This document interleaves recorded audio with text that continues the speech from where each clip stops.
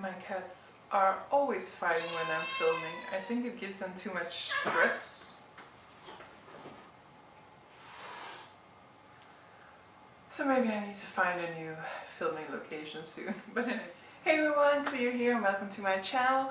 Today I'll be wrapping up the month of July. The month of July was a really great month for me. I hope to be continuing along this streak, though I've chosen a book for August that will most likely mean that I won't be continuing on this streak. But in any case, it's been a wonderful month. I've read 7 books this month, which is the most I've read this year.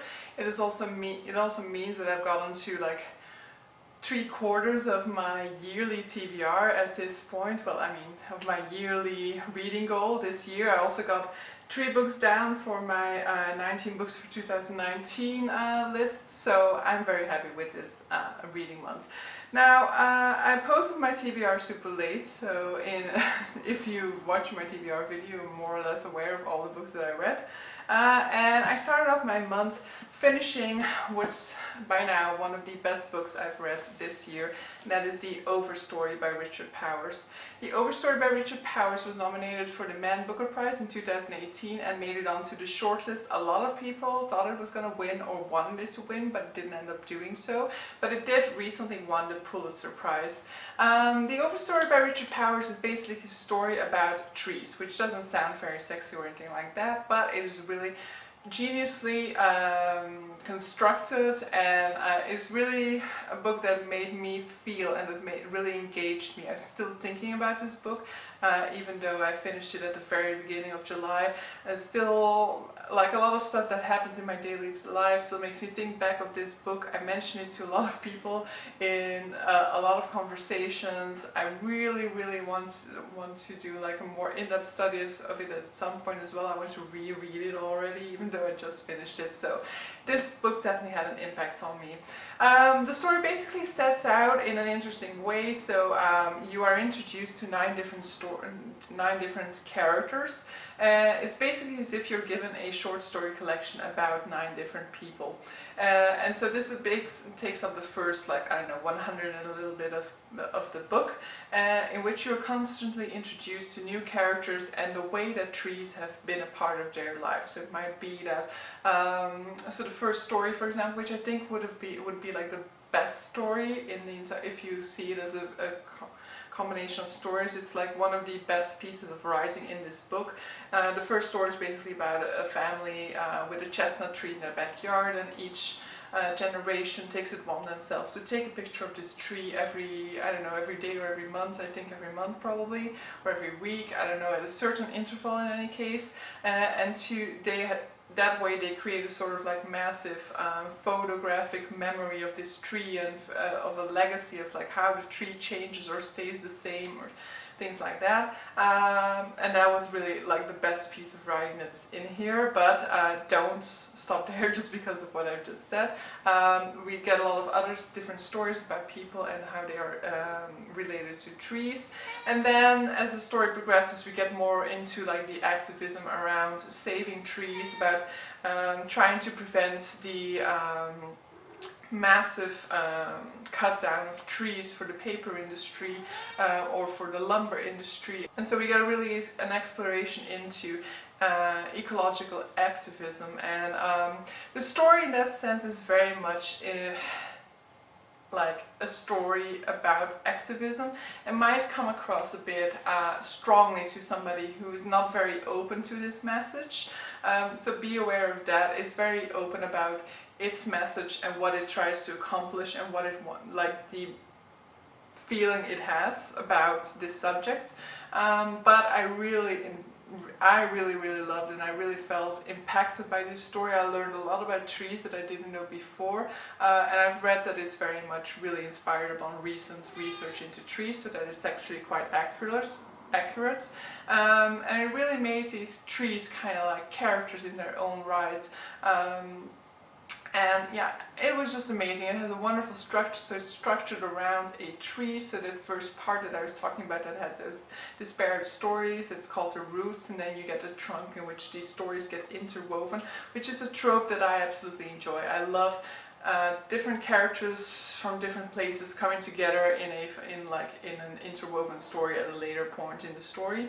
But so yeah, I really love this book. I want to do a full review at some point. I just want to like grasp my thoughts on it and like organize them a little bit better before I do so. But yeah, definitely recommend this one. I'm pretty sure it's the best book I've read so far. Star wise, I've decided to give it a 5-star rating, even though I know it has its weaknesses and that it's not perfect, but I just enjoyed it so much that I couldn't bear give it a 4-star or 4.5 star, so I decided to give it a 5-star nonetheless. It's just my rating. I can do with it whatever I want. But so yeah, it has its flaws, but I overall really enjoyed it, and it's had an impact on me like no other book has this year. So when I finished The Overstory by Richard Powers, as you can see, I had a lot of thoughts, a lot of feelings about it. I was very much impacted by it and didn't really want to go into another similar read at the time, because I wanted to finish 2 other Man Booker Prize nominated books, but I also felt like they were going to be heavy, maybe also have a very big structural element in it or something like that. I just wasn't ready for something like that, so I decided to go to fantasy instead, and boy did I spiral there. I was kind of planning to just finish one fantasy in between there. Basically I was doing a 24-hour readathon, and I was like, okay, how can I get the most out of my time that I still had left in that readathon? And I decided to go for a book that I was given in a giveaway by Yasmina Edina. I will link her channel down below, and that is The Bear and the Nightingale, book 1 of the Winter Night trilogy by Katherine Arden. In this book we follow our main character Vasia. At the beginning of the book she is born into a family and her mother immediately passes away. So she grows up without this mother character in her life, and she grows up kind of wild. So she's very much not what a typical girl in the Russia of her time, which I'm not entirely sure which time frame we need to situate it, but definitely far, far, far back. So she's definitely not your typical Russian girl at that time. She's very much enjoys going out into the wild, doing whatever her brothers are doing, and she's definitely not open to anything like dolls or whatever, or anything that's like typically considered to be what a young girl needs to do. And then at some point one of her older brothers suggested her father that maybe his father should remarry so that she has a female role model to look up to and to keep her in check a little bit. And so 2 new characters are introduced into this rural setting at that point, which is the new mother for this girl, so her stepmother, and a priest who also has decided to and a new priest to replace their old one, and both of these come from the metropolitan Moscow setting, and so they very much come from the new world in a sense. So the rural area very much represents the old way of living, in which the natural elements and the spirits that roam these lands are still very much part of everyday life, and in which tribute is given to them, for example, to keep them happy.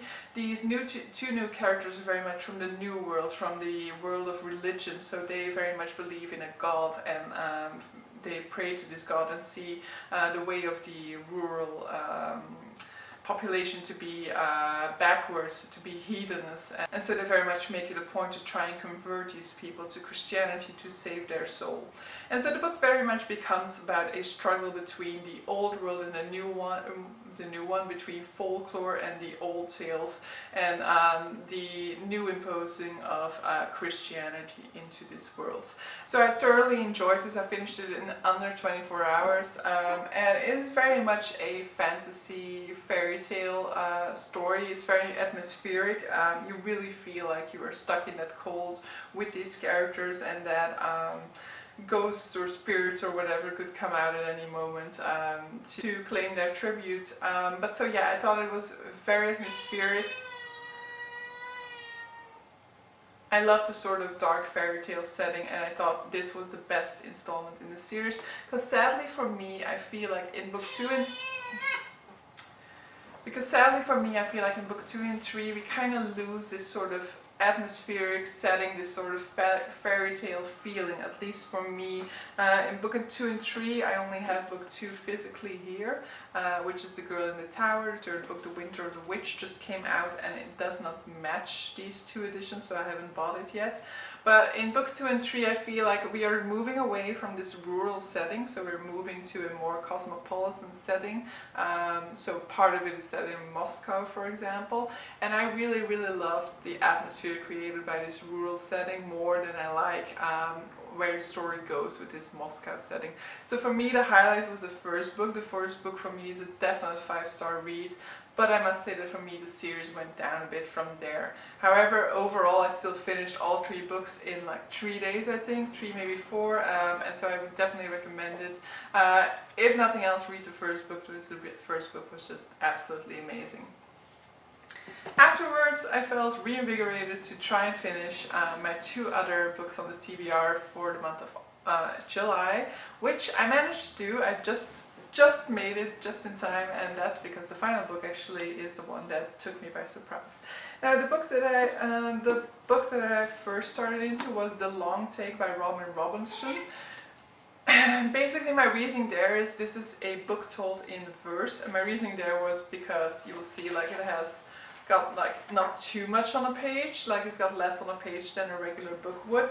So my idea was there to just like breeze through this one and then have the rest of the month to kind of go through the other one. It actually ended up being the opposite. I think I took about 2 weeks to finish this book, and it took about 4 days to finish the final one. But The Long Take by Robertson, as I told you, it's a book in verse. It was also nominated for the Man Booker Prize. It is basically about a Second World War survivor and his return to the normal world, let's say it. It's very much about PTSD. So we follow him on his journey into the US. He is originally from Canada, but as he says it, his family members from Canada are lost to him. So we follow him into the US, where he goes through multiple cities, and it's basically it's very reminiscent, as you can see also from the picture, of like a film noir, and it also really follows the movie, the rising movie industry at that time. It's very much part of the subject of this book. So it's very much cinematographic in itself. So it heavily uses imagery throughout, and it refers to terminology from movies, from photography. The title itself, The Long Take, refers to cinema and to the idea of like this one giant take that is so this one giant scene that is taking up multiple minutes, that isn't cut up by different takes. And that is very much like the atmosphere of the book. So it felt very much more like a stream of consciousness a little bit at times, and we are taken through the city and seeing whatever our main character is seeing. There's a lot of beautiful imagery in there, there are a lot of beautiful quotes in there. I just didn't get along too much with the book in the sense of its pacing. So a lot of times I felt my attention drifting. I wasn't really grasping what was happening anymore because my mind was drifting. But like the times when I was really focused on it, I really saw like, this is really beautiful language and things like that. But I will say that the language and the quotes are the highlight of this book to me. I liked the PTSD aspect of it, but it was also kind of generic. The way PTSD is shown here is like the character is going about his day and he'll hear a loud sound or something, and suddenly his thoughts are interspersed with thoughts about what happened to him during the war. So which is very much a way in which PTSD is often shown in cinema, for example, and so in that sense it wasn't very original. Did think it was very well executed, but overall this kind of fell a little bit flat to me. It had beautiful stuff in it, but overall I think it was a bit lacking, and it couldn't really keep my attention the way I would have liked it to. And then we get to the final book for the month, also the final book of the Man Booker shortlist for 2018 that I had to get to. And I started this one with quite a bit of trepidation, because I had heard some people say that they had to DNF it because they couldn't get into it. I heard a lot of negative stuff about it. I heard a lot of people saying that that was kind of the book that they got along with the least out of this whole shortlist. But for me this definitely was not the case. I think next to The Overstory by Richard Powers, this is the book that I enjoyed the most, and we are talking now about Everything Under by Daisy Johnson. Now, it's a bit of a difficult book to sell. The story is basically about the bond between mother and daughter. So at the beginning we are introduced to our main character. I know her name. Her name is Gretel, and she is looking for her mother. Her mother Sarah abandoned her when she was 13 years old, and at whatever point in her life that we are in at the beginning of the book, she decides that she needs to find her mother Sarah, that it's time for her to find out what happened in their story, to rekindle with her mother and figure out why her mother abandoned her at that young age. So she sets out to find her mother, but the story is told through different time perspectives and from different perspectives. So we have this main, what I consider the main story, as in this, the main timeline being this girl looking for her mother who abandoned her at 13. Then we also follow the story a girl called Margot, who will later find out how she interspersed into this story, but we also have flashbacks to the time when Gretel and Sarah were still living together, and to things that were happening back then. Hey everyone, somewhat more future Cleo here. I was just editing this video and I realized that my footage abruptly ended. I'm not really entirely sure what happened there. I mean, I have another clip of about 2 minutes in which I discuss something that I'd just discussed in this clip. Yes, cats, perfect time to start playing. But then all of a sudden, after 2 minutes, that video just stops. I don't know, probably what happened is that my battery just died and I didn't realize that it hadn't filmed my entire clip. I'm not sure, but in any case, I'm going to round off my wrap up here. So as for Everything Under, I really enjoyed it. I do think it's not for everyone. It's very symbolic. It's a very symbolic read. I think you can read very different things into it, but it has a beautiful language, but it is full of symbolism, you know, and not everybody likes that because it means that it's somewhat up to you to interpret the story at times. And so I guess that is what some people have found to be difficult, or have found to be not as enjoyable about this book. The fact that, yeah, if you don't like symbolic language, then this really isn't going to be for you because it's filled to the brim with symbolic language.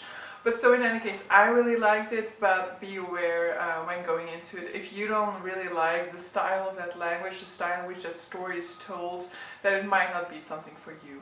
But so yeah, in all I read actually 7 books, so I said 7 at the beginning and then I only explained 6, so the 7th one is actually a reread of a romance novel, which is The Book of Scandal by Julia London. I'm not going to go too much into it. I really enjoyed it. I think it's one of the romance novels that I go back to, but I know that a friend of mine really didn't like it. But in this case it's more of a story of estranged husband and wife, so the main characters in this one are already husband and wife, but then one of their children, well, their only son dies at an early age, and that kind of pushes them apart as they deal with their own grief. But so yeah, I got to 7 books this month, which is the most that I've gotten to this year. Also page-wise, it was the best month so far, so I'm super happy. I probably won't be repeating this in August because I've got a giant chunk of a book on my TBR, and I'm supposed to read 40 pages a day to be able to finish it in 1 month. And so far my average is 20 a day for that book, so it's probably not going to happen.